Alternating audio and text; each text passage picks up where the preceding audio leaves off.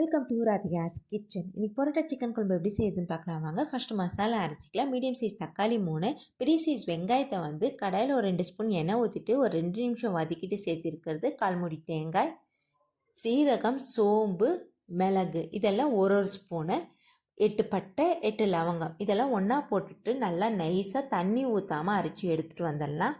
இதில் தக்காளி சேர்த்ததுனால நம்ம தண்ணி ஊற்ற தேவையில்லை. இந்த மசாலா வந்து 1/2 kg சிக்கனுக்கு கரெக்டாக இருக்கும். அந்த சிக்கனை வந்து கழுவி சுத்தம் பண்ணி எடுத்து வச்சுருக்கேன். இப்போ தாளிச்சிக்கலாம்.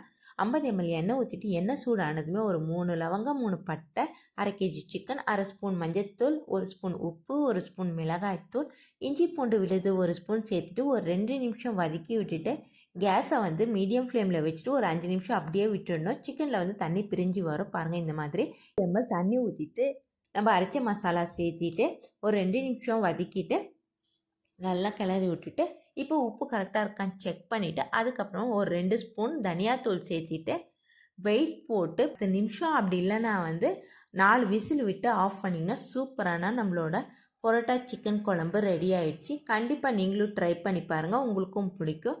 லைக் பண்ணுங்கள், ஷேர் பண்ணுங்கள், சப்ஸ்கிரைப் பண்ணுங்கள், மறக்காமல் பெல் பட்டனை கிளிக் பண்ணுங்கள். நன்றி, வணக்கம்.